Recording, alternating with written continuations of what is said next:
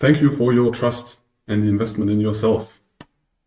Your future self most likely will thank you this decision if you study all the content we have prepared, a lot of hours, that you study it and then you get the information in your bloodstream and you integrate those golden nuggets you will get in your daily routine and in your trading as well. Even if you are advanced, I would suggest you to go through the basics, which is going to be the first part. We're going to lay or create the fundament. And then the more we continue with the course, the more we will get into the spicy sauce, the things you or most of you want to know most. What tools do we use? How do we use them? What are the strategies? What are the setups? So if you are already advanced, feel free to skip to 2x speed. I will try to speak very slow in this course because a lot of not native English speaking people will watch this. I'm not a native speaker myself, and my vocabulary or my knowledge about the English language is limited as well, and most people should understand this. So feel free to switch to 2x the speed. Otherwise, if there's something unclear, always feel free to reach out to us in the Discord chat. But please first go through the whole course, because I think most questions will be answered in this, maybe at a later point, because we need to decide when do we put what information. And we decided for one structure. Maybe you think, okay, but now there I still have open questions, and maybe this loop or this open loop or information loop will be answered later in this course. So thank you again. We will start, and now we will start with the very basics, and that's the headline of the introduction before we give you an overview of the first module, and that is trading as a job, because this is the most relevant information we want to give you at first. Trading is a job. We know in the online space nowadays, most people, you see Lambos, you see a lot of account flips, you see prop trading, and all that seems like passive income besides. And yes, this can be possible, of course, but I think at first you should start, when you want to get good at trading and you want to master the skill or the job trading, you should view it as a job, like a regular job. I mean, of course, it's not the same as building a house or a job as a teacher, but you still need to show up daily. You still need to have a routine. You still have rules you need to stick to. And it's not just the freedom. I sit on the beach with 40 degrees with my laptop. This is very unrealistic. View it as a job. Please do it that way. And when you master it, of course, you can reduce the job characteristics of trading, but please start with that one. So what are we going to do first? First, we're going to debunk some myths that, in our opinion, are the most famous myths.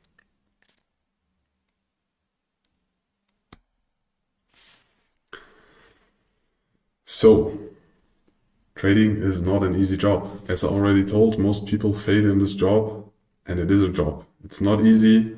Yes, there are some people that are successful and they give you the feeling on social media that it's easy, because most people sell a lot of stuff or want to sell you something, and if you tell somebody that it's hard, it's more unlikely that you're going to buy this product, because everybody of us, or most of us, want to choose the easy way. It's just the goal, or people want to be efficient. We want to work less and reach more, and I think it's completely human, but trading is not an easy job. Yes, when you master it and when you visualize it as you only press red and green buttons, what I like to answer when people ask me, what are you doing in trading? And they're like, okay, but what is it specifically? And I'm like, yeah, it's just pressing red and green buttons. But of course it is more than that. But trading is not an easy job. It's not a way to get rich quick, okay? Rather slow. If you do it consistently, if you focus on the process, and then you use the interest on interest. Because when you do risk management, we will get into that later, you can use the capital you risk, and the more capital you have, and you do risk management percentage-wise, so you risk 0.1% per trade, for example. Of course, it's going to be more if the capital is bigger, so you use the interest on interest and the benefit of this to gain or make gains long term, but this happens slowly over time. This is not a fast process. So the confirmation is very delayed to the effort you're going to put in. And please do not hope for a lucky strike. A lot of people open like risk to reward trades with 1 to 100, but the hit rate is going to be so low. The likelihood of you sticking to this trade is so low. Don't hope for the lucky strike. Develop a process, develop a routine, and then stick to it long term. On the internet, you see, in every space, you see the lucky guys, the guys that made it, but you don't see the thousands, tens of thousands, millions of people that failed in this. For example, in the beginning when I started, I know in the crypto space there was High Stakes Capital. He's still on Twitter nowadays. He started with a very small account and publicly traded it and was publicly on the broker leaderboards to I think 150 million. But then he also crashed down to 20 million again. And of course he recovered, but thousands of people tried the same and they failed, but you don't see him. They don't have the same following. So the way you see the success in the space is always shifted, because you only see the successful ones and you don't see the ones that fail, or you see way less people that fail than people that succeed. If you want to hope for a lucky strike, then just go gambling, do sports betting, do the lottery, or gamble, but don't view it as trading. We don't view it that way. We don't want to teach you that way. View it as a job. Now, what trading really is. Trading is a process, or the repetitive process of short-term financial decisions. So you try to multiply or make gains on your capital through financial decisions, and a lot of them depends on if you're scalping, if you're day trading or swing trading, how high the frequency of this is, but you do a lot of financial decisions. Important to add here is doing nothing and not investing, not opening a trade is also a financial decision, and very often it's a good financial decision. It feels kind of wasted time when you do analysis and then you decide, okay, but now I'm going to do nothing, but very often it's good. Rule number one is always preserve your capital, protect your capital, don't lose capital. And you don't need to trade. Yes, it feels kind of weird in the beginning because you invest the time and then you want to do something, but very often, if you don't feel safe, it's not a very good setup, you feel like the market conditions are not the ones you're used to, just don't make a financial decision. This can be one as well. But trading as itself the goal is to increase your capital through short-term financial decisions, because otherwise it would be investing. So you should build a process to achieve consistent profits in the markets. This should be logical, so it should not be, oh, I heard this. You should understand the logic behind it, why you do it. We're going to go deeper into that when we explain the strategy. We don't just explain, oh, you do ABC and that's going to work. You need to understand why it's working or what's the logic behind it, because otherwise it's going to be very, very difficult that you have trust in the strategy and to stick to it long term. And the process you need to develop and the data you need to gather. You can also quantify your gut feeling. If you trade stocks and you're in a circle with a lot of friends and you talk a lot about stocks, and then you started trading stocks and you feel like it's going very good. It's difficult if you don't add a lot of fundamental analysis, maybe just a little bit, but most of it for you is like the gut feeling. You see the charts, you see the news, and you see the way you talk with your friends. And you say, okay, the biggest part in the trading decision is a gut feeling. Of course, it's way more difficult to quantify than an algorithmic system where you just analyze indicators or fundamentals. But you can also quantify and use statistics for your gut feeling. If you just document the process and then document the data and then you evaluate the data. So the goal is to achieve consistent profits over long term, and you need to outperform the market. Otherwise, your time investment in the market is not going to be worth it. So the last important things we decided to put here at the beginning is that you need to be there every day. Yes, it does not sound like fun. Maybe in the beginning it's fun, but at some point it's going to get repetitive, as in most jobs. But if you don't show up every day, the likelihood of you disconnecting to the market is very high. When you treat it like an on-off relationship, you don't synchronize with the markets. You don't the markets behave differently to different news because the macroeconomics change, the market participants change, it changes, the liquidity changes. And you need to be in sync, so you need to synchronize with the markets. And then at some point, you start to connect the information, the analysis you do, the fundamentals, the technicals, the way the markets behave. If you look at the order book, but also if you look at the price action intraday, what happens there? What impact do news have? And for that, you need to be in the market every day. You need to connect the things you read in the morning, the analysis you do, with the results. And if you don't do it, it's going to be very difficult to be consistent profitable if you just treat it like an on-off. It's like, oh yeah, now I have time to do it, and now I don't, and then I have time to do it. You should, if you want to master the skill, have a period where you intensively, and we will go to examples of that later, in routines, where you really stick to the market and you focus on the market as much as you can. So your brain once established structures that you can then, when you have those structures and you have those connections and those routines, and once you have been used to that, you can stick to that later. So when you have a break, for example, for me over the past 4 years, I think at all, there were only 3 weeks where I was not looking at the markets, where I was not checking the news, where I was not checking the prices of the assets. One reason was because in Africa there was the internet was pretty bad, somewhere out of civilization. And the other time was when I wanted to spend the week with my friends and don't want to get like distracted.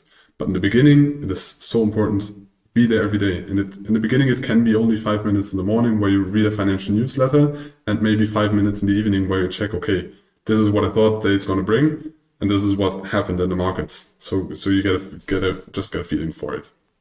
Very important. This is, in our opinion, what trading really is.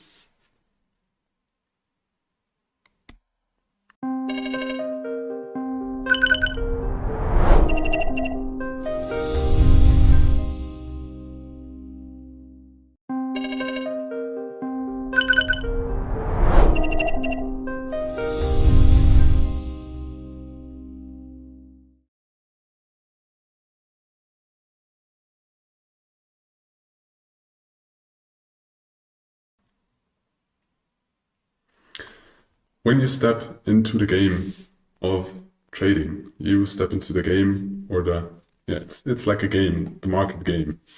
And you should know how the rules in this market work, but also who are the players.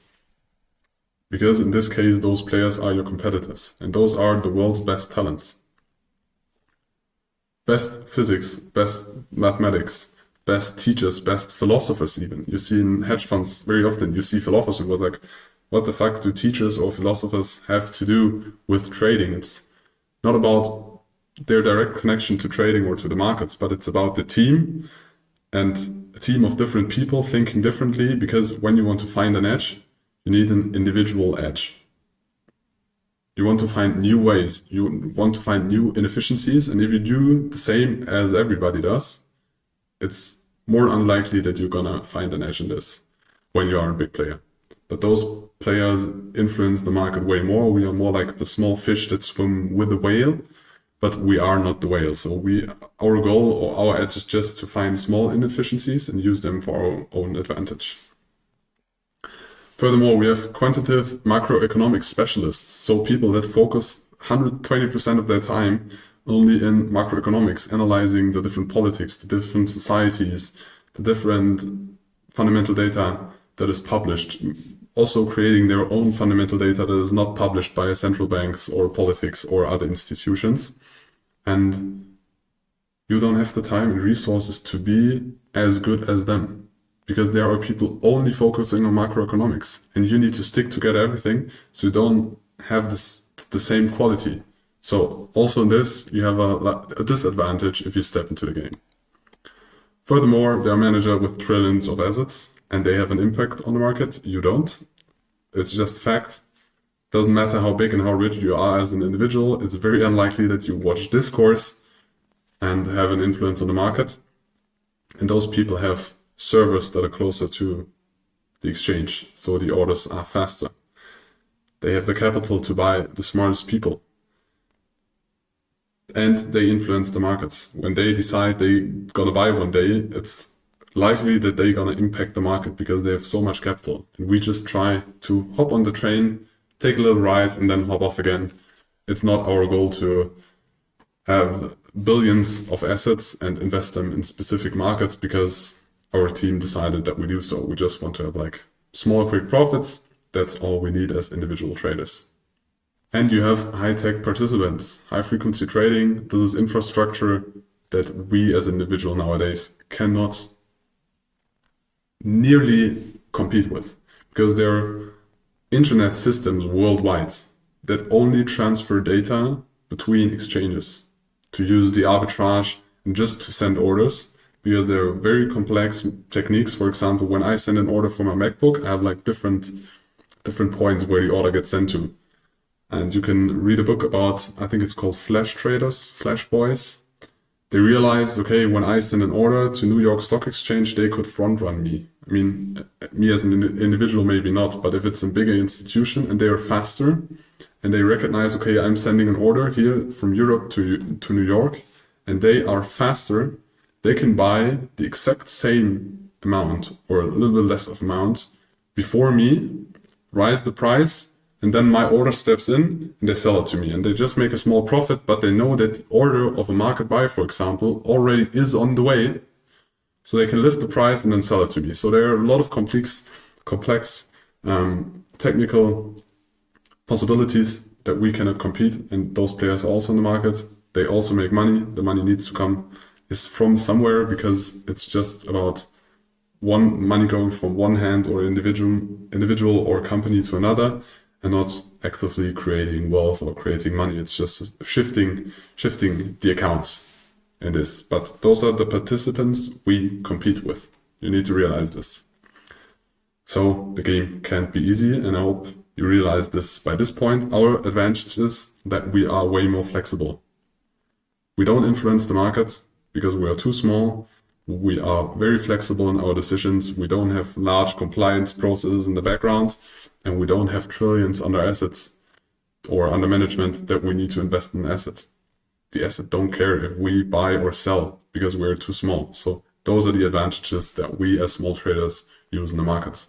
But it's still very good to know who are we competing with, and those are the guys and institutions we compete with.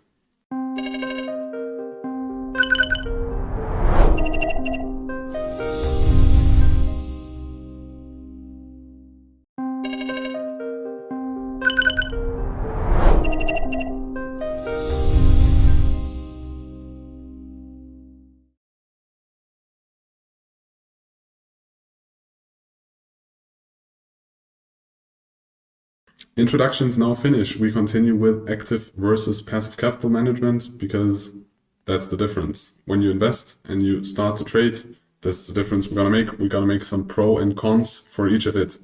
What are the biggest pros of passive investment? What most people do that don't trade. I mean, some people don't invest at all, but still it's an investment decision to, for example, just keep the currency of your own country. Most people don't realize it, but also this is an investment decision to do nothing. But let's start with what is a passive investment and what are the benefits of this. It's not really time consuming. So time's limited. You do some research, you do some investment decision. Most of the time they're long term with diversifying currencies, investing in S&P 500s or different ETFs or individual stocks. But that's what most people do. It's not really time consuming, very limited. And most of the times you perform the same the market does, depending on the market you invest in.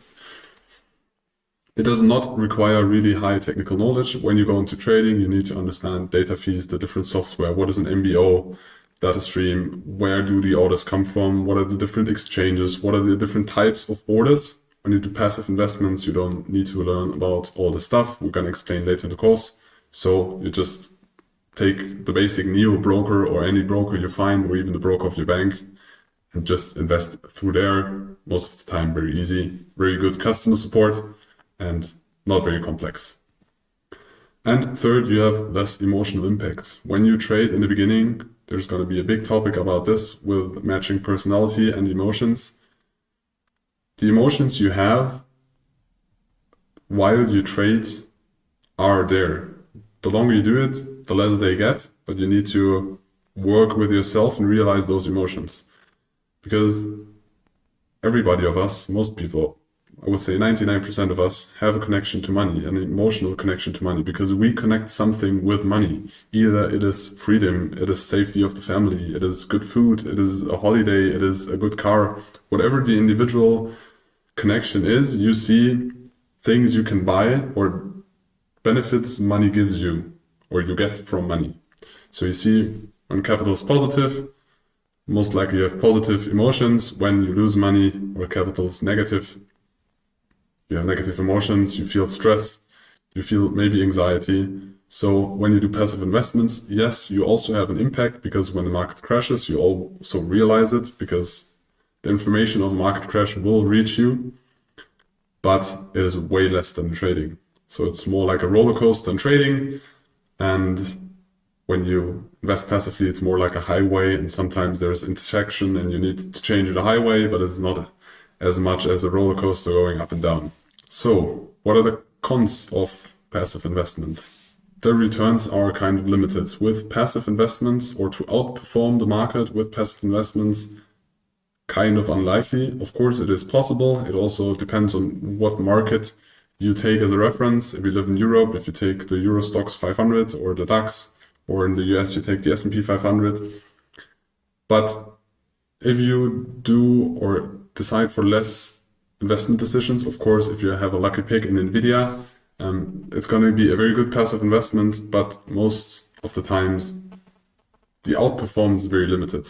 So you do less performance than with active trading decisions. Of course, it goes in both directions. When you do more trading decisions, you have more commissions. You also have most of the times a higher leverage, and you can also lose way more money with active trading, of course, but also, and that's the goal to the upside, you make way more performance in the short term, because you're not as dependent on the market as you are with passive investments.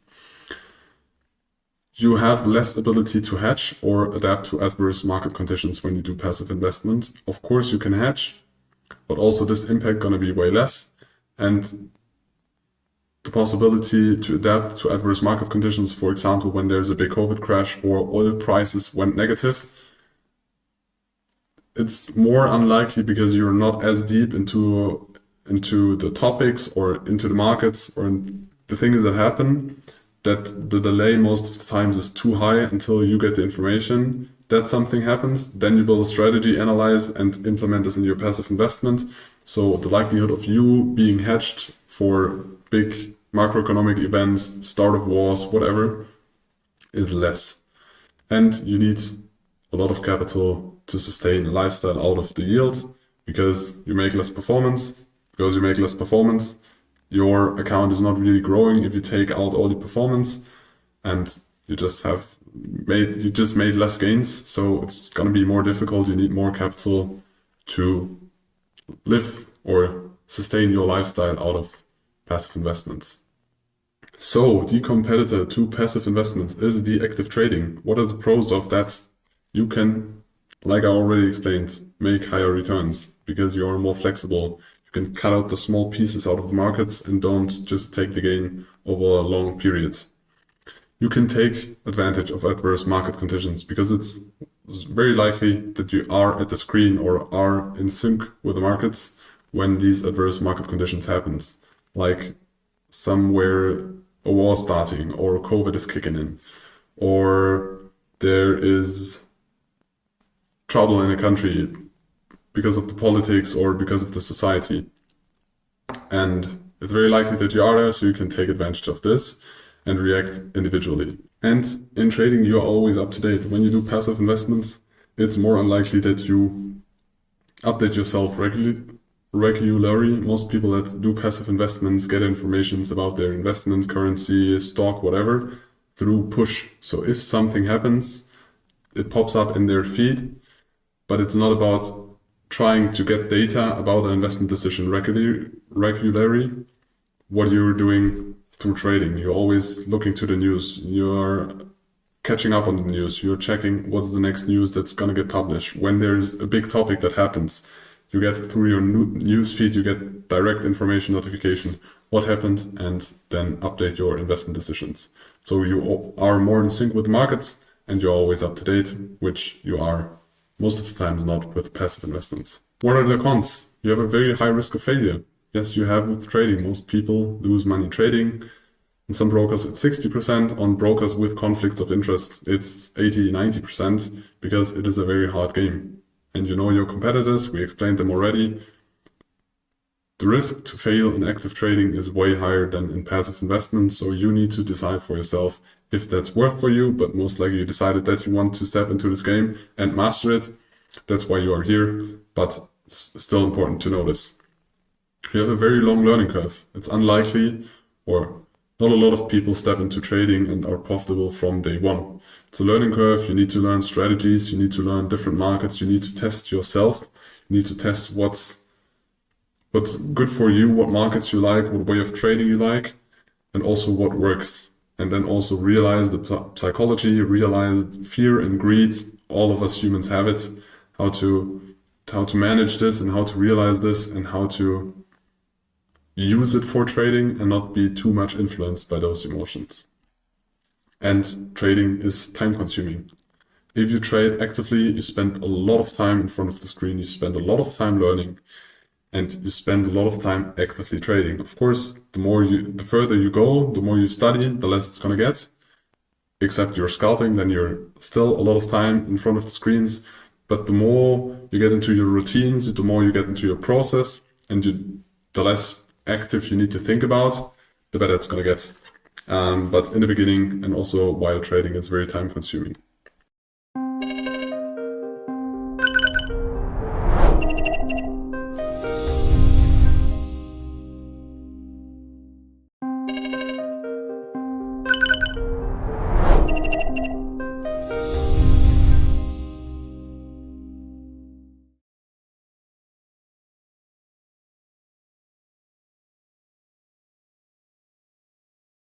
What do you need to become a trader? 3 things. The first one is fundamental knowledge. It's going to be very, very difficult to trade without any fundamental knowledge, without understanding the basics of economics, without understanding how economies work, what data is published, and what are the fundamentals of the asset you trade. You don't need to understand everything about fundamentals in China if you only trade European stocks. But you should know the fundamental of the European stocks. You should know how stocks itself work. We're gonna go into that. Also in this part, to understand the products you trade. But very important, fundamental knowledge about the product or the most connected fundamental relevant information connected to your asset you trade. It's different with each asset, but you need to know it. Second, you need to have technical analysis skills, in our opinion. Yes, the price represents very important information. Fundamental data represents important information, but also the price, because the price is the point all market participants agreed on, and that's in the moment right now. So there's all information there is, either about inefficiencies, macroeconomics, everything is represented in the price at the moment. So you also need technical skills, because you can support the fundamental analysis with the technical skills. And furthermore, you need mental resilience and growth mindset, because most people don't want to hear it, but you will struggle when you start trading, especially when you start trading and then you're good at it and you have a winning streak and the capital grows and the capital gets bigger. You're gonna face a lot more challenges, because there are gonna be some points in your trading path or career, most likely, where you say, oh, now you mastered skill, now you're God, and you have a money printer, but at some point you're gonna realize, ah shit, this thought was wrong. Either because the capital grows and you realize, okay, there's a barrier at capital size X where your emotions start to kick in more frequent or more intense. Or for example, you start to build your own hedge fund or certificate or whatever, and you realize, okay, for example, trading with other people's capital, and I don't mean prop firms, is different, or trading your own capital with only having traded prop firm capital before. There are a lot of differences and you will behave differently. So you need to work with that, build mental resilience and a growth mindset, to work on yourself, to work on your skills, to work on your trading continuously, and then you will master it.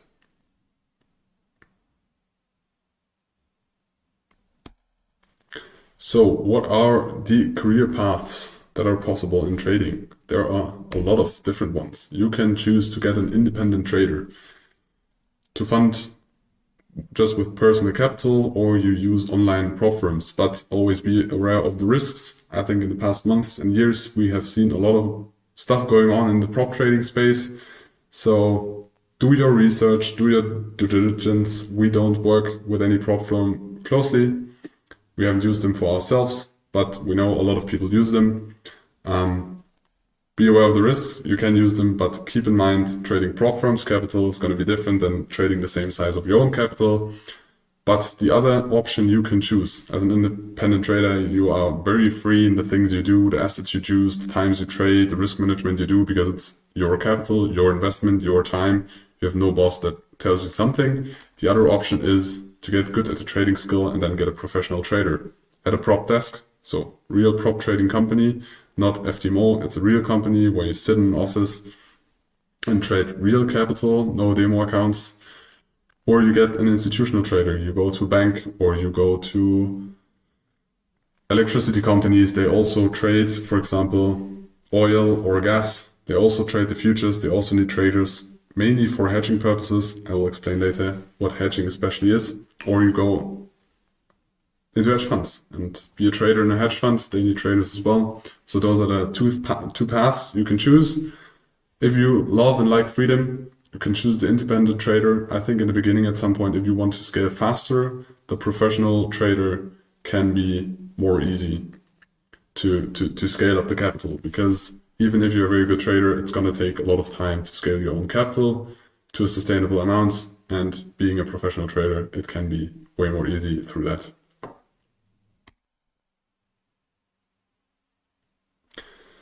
Now we start with how people usually get into trading. Most people start with unreliable sources.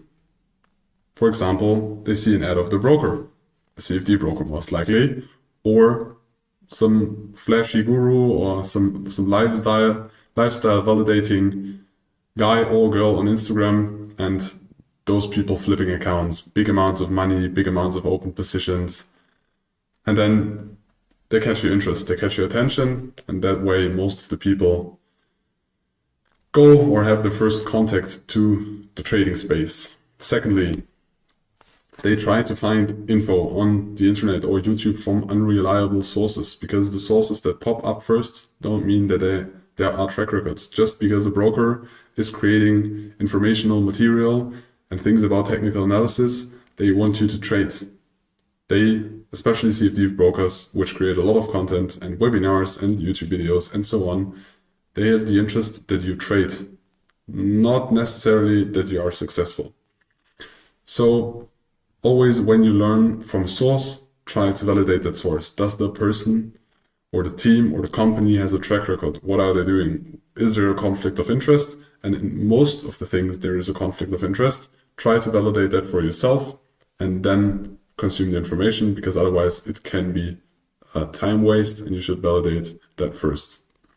Third, the people don't or try to trade without an edge. Most people start and say like, hey, yeah, I heard of this meme coin, I heard of this altcoin, I heard that Bitcoin now is a good investment, or my friend told me that stock XYZ is a good investment, or I think oil prices should rise because the winter is gonna get very cold.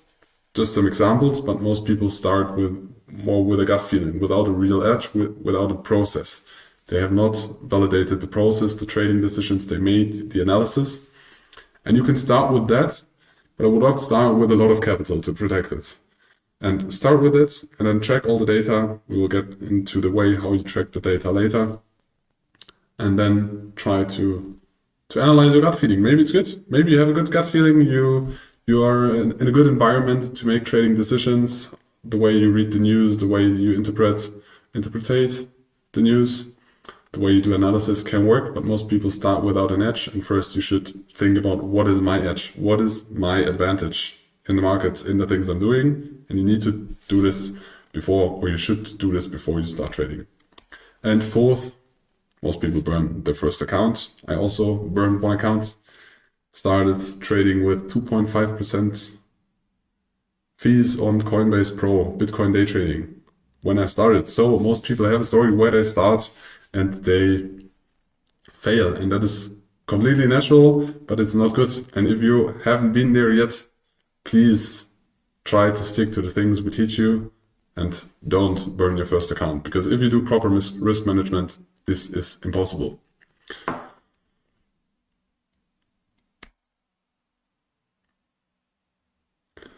So, to go to the other side, how do you actually become a trader? What's the real path? First, you need to study. You need to, like in every job, like in school, you need to study, you need to learn.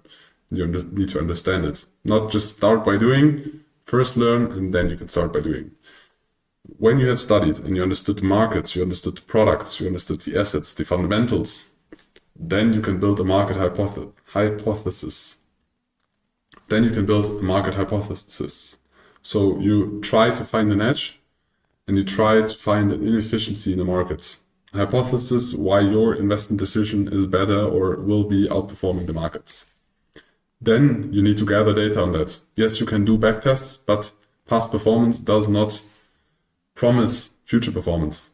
And that is, you can optimize every backtest. You can always take 2 EMAs on any chart and change the settings of the EMAs that you always have a positive strategy in the past. But when strategy goes live, it's very unlikely that strategy does, just because of this positive backtest, is going to be profitable. So yes, you can gather that data through backtests, but the likelihood of you over-optimizing on your strategy or hypothesis on existing data is very high. So you can get a feeling for it, but don't validate your strategy just through one basic backtest.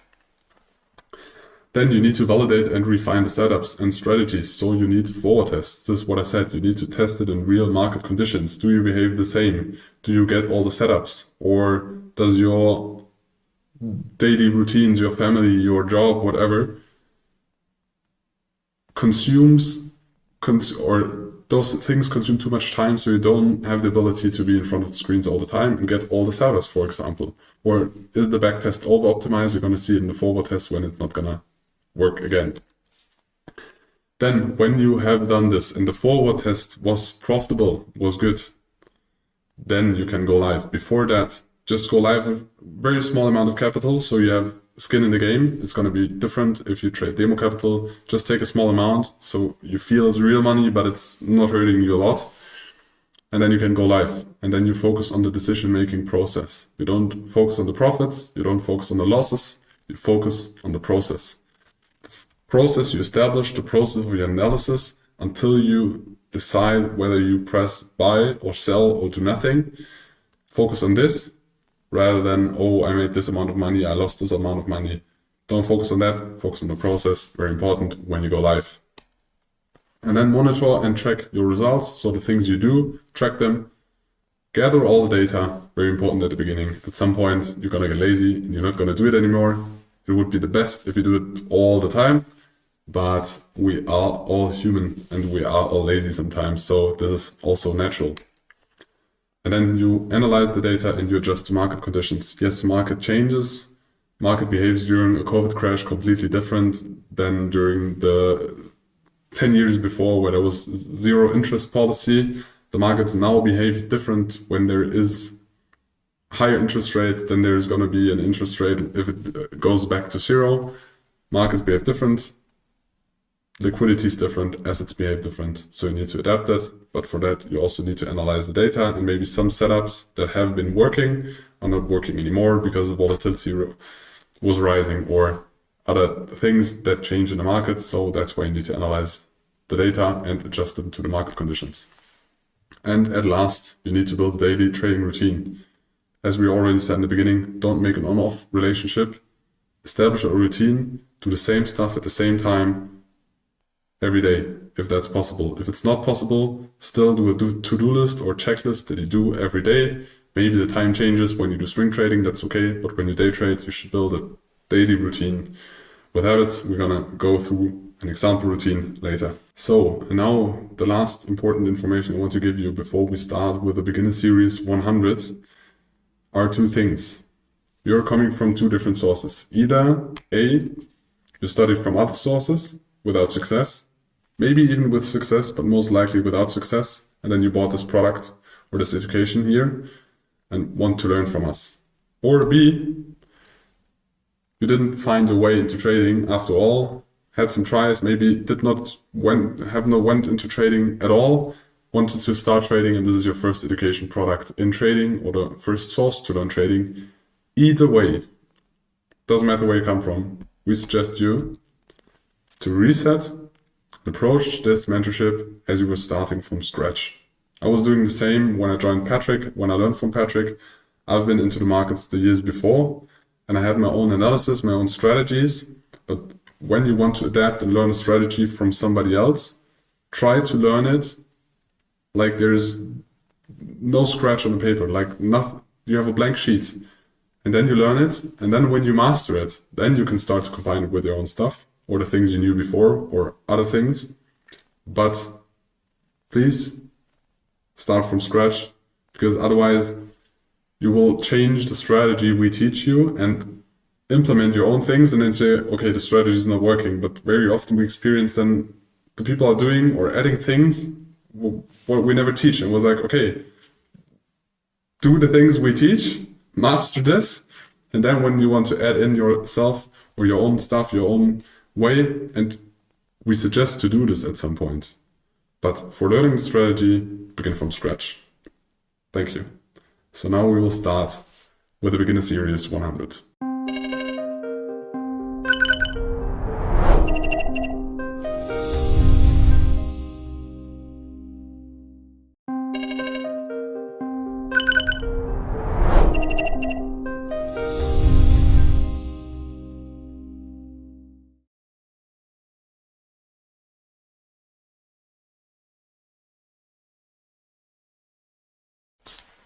So now we continue with beginner series 102, understanding CFDs. So what are CFDs? Contracts for difference. So contract for difference. What is the purpose of this asset? It's mainly speculative. For difference, you earn the difference between the buy and the sell price. So you buy a contract, you sell a contract, and you earn or lose the difference. But the contract is orientated or is based on a specific asset. This can be oil, this can be gold, this can be a currency, anything. What or where is it traded? Mainly over the counter. So there is a decentralized network of brokers, banks, and liquidity providers. So when you trade CFDs through your Forex broker, most likely you have your broker, but the CFD is not created by your broker. Your broker has different liquidity providers in the background. They provide the liquidity, so you can buy and sell anytime in the product. And the broker decides if they really execute you or they will continue to send you to the B book. So there's B book and A book.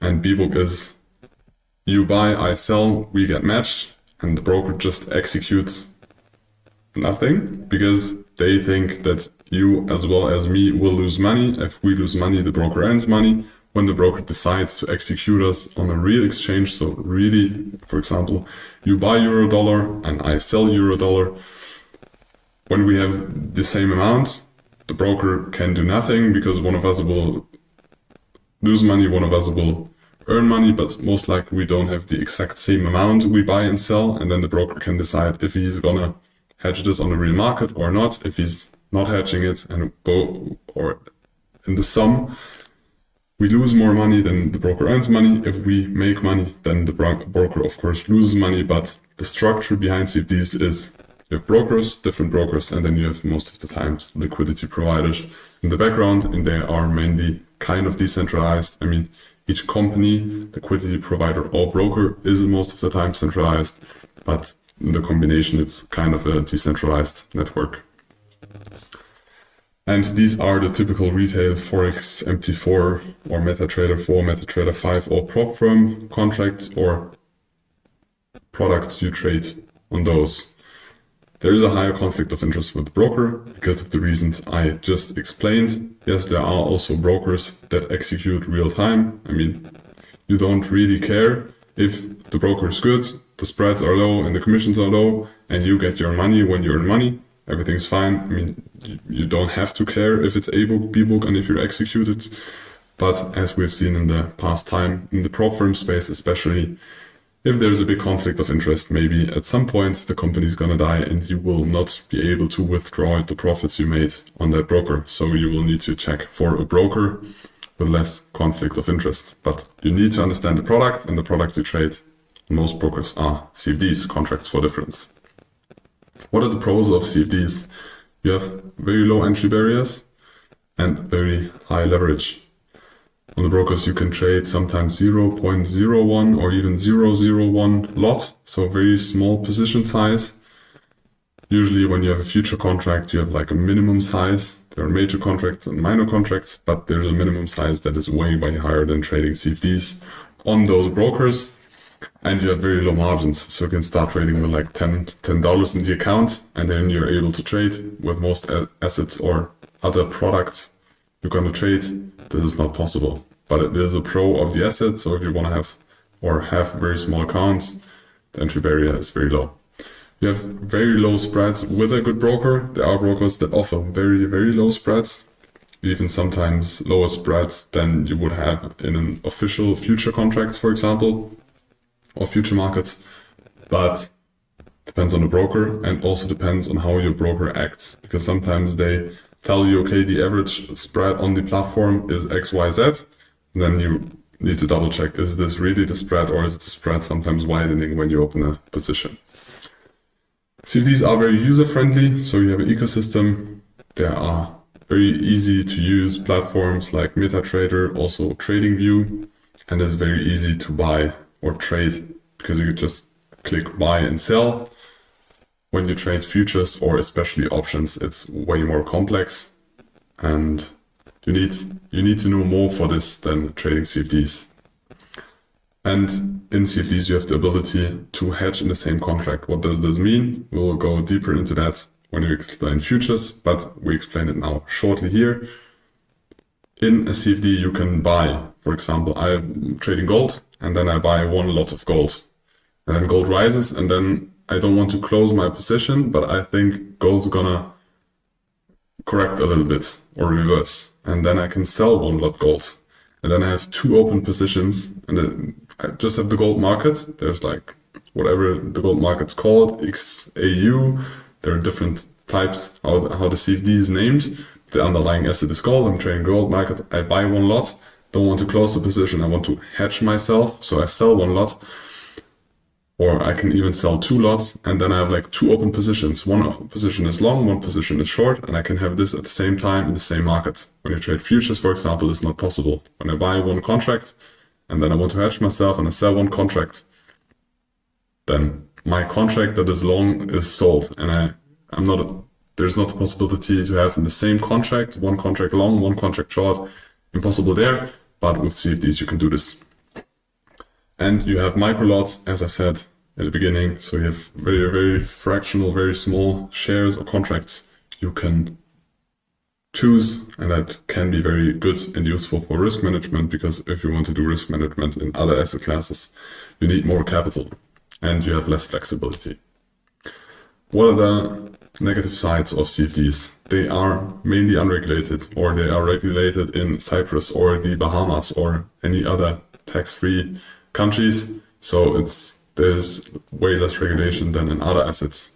It's very untransparent, so there is no real volume data. You don't get real volume data like on a centralized stock exchange. When a stock is traded on a stock exchange, then you know how much volume is traded on that stock exchange. With CFDs, that's way more untransparent, so you don't have a real volume data. The volume is mainly based on ticks, so how often did the price on that day change the price. So when there was a price change, it's one tick.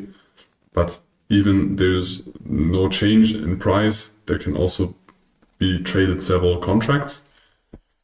We will go through market mechanics in series 200 and deeper into that, but you don't have real volume data with CFDs.